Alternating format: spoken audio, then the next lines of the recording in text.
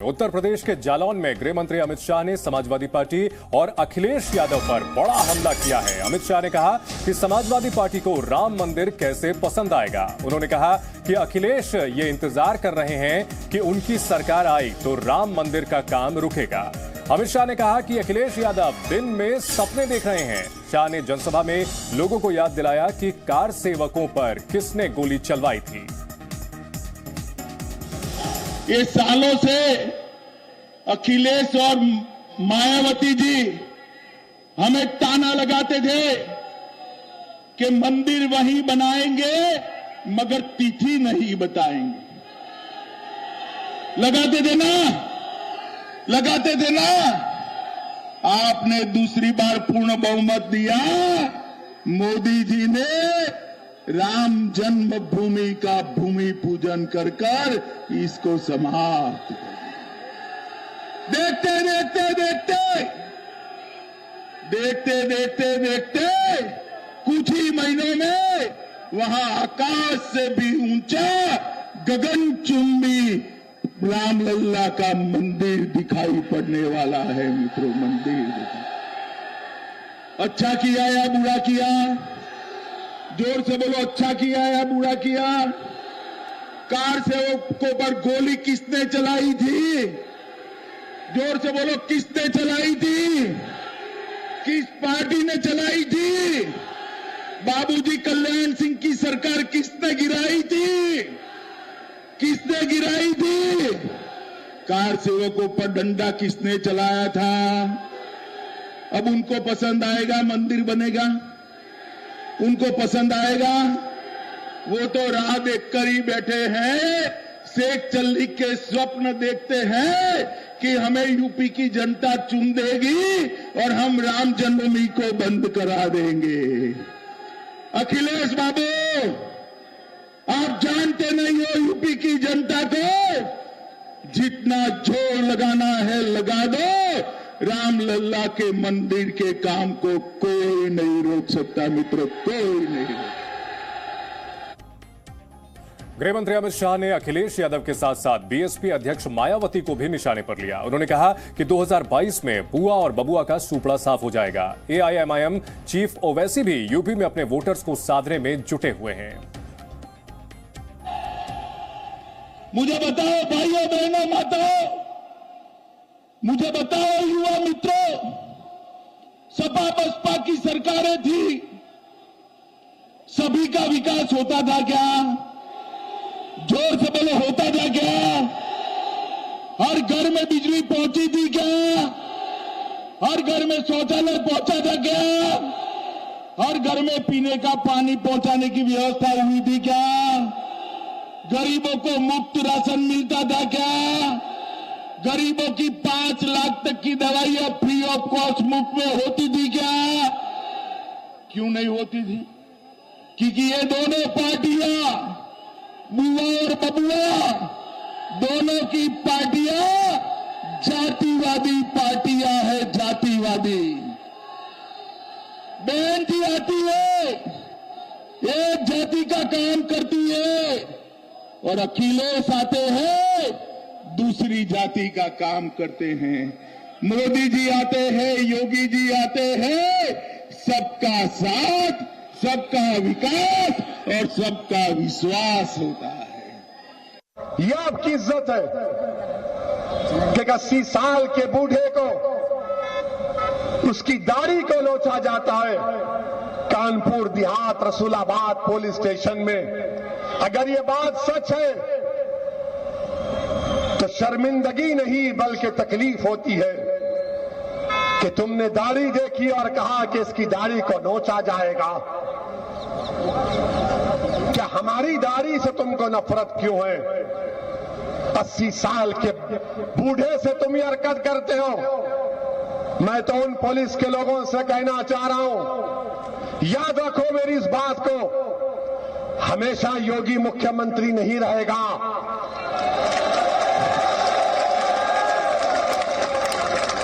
हमेशा मोदी प्रधानमंत्री नहीं रहेगा। और हम मुसलमान वक्त के एतबार से खामोश जरूर हैं मगर याद रखो, हम तुम्हारे जुल्म को भूलने वाले नहीं हैं। हम तुम्हारे जुल्म को याद रखेंगे। अल्लाह अपनी ताकत के जरिए तुमको निस्तो नाबूद करेगा इंशाअल्लाह ताला। और हम याद रखेंगे, हालात बदलेंगे जब कौन बचाने आएगा तुमको। यूपी फतेह करने के लिए बीजेपी कोई कोर कसर नहीं छोड़ रही है। बीजेपी नेता विरोधियों पर जमकर प्रहार कर माहौल अपने पक्ष में करने की पुरजोर कोशिश कर रहे हैं। गृह मंत्री अमित शाह ने जालौन में एसपी बीएसपी समेत विपक्ष को निशाने पर लिया। अब की बार 300 पार का नारा देते हुए अमित शाह ने अखिलेश यादव पर बड़ा हमला किया। उन्होंने कहा कि समाजवादी पार्टी को राम मंदिर कैसे पसंद आएगा। अखिलेश इंतजार कर रहे हैं कि कब उनकी सरकार आए और राम मंदिर का काम बंद कराया जाए। अमित शाह जालौन में जन विश्वास यात्रा में भी शामिल हुए। वहीं सीएम योगी आदित्यनाथ ने कौशाम्बी में हुंकार भरी और अपनी उपलब्धियां गिनाने के साथ साथ विरोधियों पर भी खूब हमला बोला है।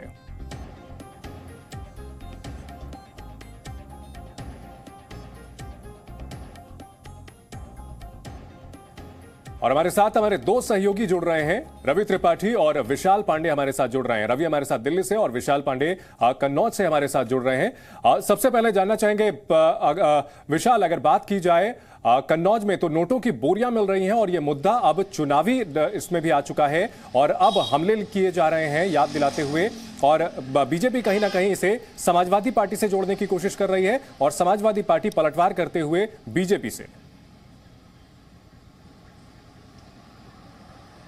देखिए चंदन, बिल्कुल, क्योंकि उत्तर प्रदेश में चुनाव नजदीक है इसलिए एक दूसरे के ऊपर आरोप प्रत्यारोप लगाए जा रहे हैं, लेकिन अभी तक जो ये पीयूष जैन कारोबारी है इसका संबंध किसी भी राजनीतिक दल से नहीं है। जब हम यहाँ कन्नौज में पहुंचे और हमने ये पता किया, अब लेकिन 170 करोड़ से ज्यादा का कैश मिल चुका है और अभी भी छापेमारी कन्नौज में चल रही है। तो लोग ये जानना चाहते हैं कि आखिरकार इतनी भारी तादाद में जो कैश मिला है वो किसका है, क्या इसके पीछे कोई और है, कोई बड़ा व्यापारी है या कोई नेता है, कौन है, इसकी जांच फिलहाल चल रही है। लेकिन यहां पर अभी तक किसी भी नेता का कनेक्शन सामने नहीं आया है। लेकिन उत्तर प्रदेश में चुनाव है तो इसलिए एक दूसरे के ऊपर आरोप प्रत्यारोप जरूर लगाए जाएंगे। जी विशाल, लेकिन अगर बात की जाए नेताओं की बयानबाजी की तो लगातार तीखे होते जा रहे हैं। राम मंदिर का मुद्दा आ रहा है, ओवैसी जो है अलग चुनौती दे रहे हैं कि मोदी हटेंगे, योगी हटेंगे तब क्या होगा। अखिलेश यादव के बयान भी लगातार तीखे होते जा रहे हैं। तो माना जाए कि जैसे जैसे चुनाव नजदीक आएंगे बयान और तीखे होते जाएंगे।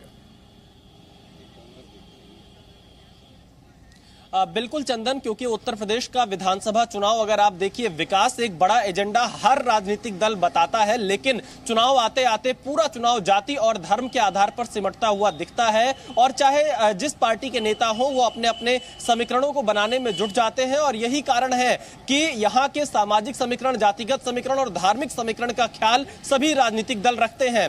आज गृह मंत्री अमित शाह ने कहा है कि अगर अखिलेश यादव की सरकार आती है तो कहीं राम मंदिर का काम ना रुकवा दे, वो इस इंतजार में है। तो कहीं ना कहीं एक तरह से ये समाजवादी पार्टी पर अमित शाह का बड़ा हमला है। हालांकि कुछ दिनों पहले जब मैंने अखिलेश यादव का एक इंटरव्यू किया था, उनसे मैंने राम मंदिर को लेकर सवाल पूछा था, तो उन्होंने कहा था कि सुप्रीम कोर्ट के आदेश से मंदिर का काम चल रहा है, उसका निर्माण कार्य कोई नहीं रोक सकता है। तो अब देखना यह होगा कि ये जो चुनावी बयानबाजियां हैं कहां तक जाती हैं और हर राजनीतिक दल की तरफ से ऐसी बयानबाजियां सामने आ रही हैं। इस बीच बड़ी खबर यह भी आई है विशाल कि कन्नौज में पीयूष जैन के घर जो छापेमारी जारी है उसमें घर से भरी हुई बोरियां बरामद हुई हैं। बोरियों में क्या है अभी इसकी जानकारी नहीं मिल पाई है, लेकिन भरी हुई बोरियां मिली है जिसकी तस्वीरें हम आपको दिखा रहे हैं। पीयूष जैन ये वही शख्स है जिसके घर से 170 करोड़ से ज्यादा कानपुर में बरामद हुआ है और कन्नौज में जो उसका पैतृक घर है वहां पर भरी हुई बोरियां मिली हैं।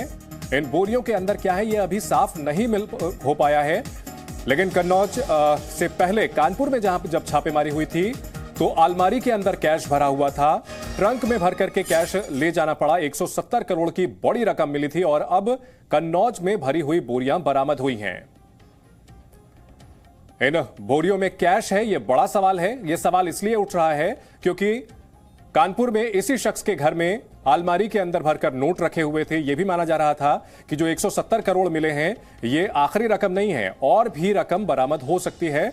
तो क्या कन्नौज में जो भरी हुई ये बोरियां मिली है इसके अंदर कैश है, ये अभी साफ नहीं हो पाया है। और इस बीच कौशाम्बी में सीएम योगी आदित्यनाथ ने हमला किया है, समाजवादी पार्टी पर निशाना साधा है। कहा है कि 2017 से पहले लूटे गए पैसे अब दीवारों से निकल रहे हैं। आपने देखा होगा, आप देख रहे होंगे, जो लोग 5 साल पहले सत्ता से बाहर जनता के द्वारा कर दिए गए हैं, आज भी उनकी दीवारों से सैकड़ों करोड़ रुपए के नोट निकल रहे हैं। भाइयों बहनों, ये नोट खेत में पैदा नहीं हुए हैं। आज प्रधानमंत्री मोदी जी और प्रदेश की सरकार गरीबों को जो फ्री में अन्न दे रही है, पहले ये अन्न का पैसा ऐसे ही भ्रष्टाचार की भेंट चढ़ जाता था। आपके कौशाम्बी जनपद में लगभग 50,000 परिवारों को एक आवास मिला है।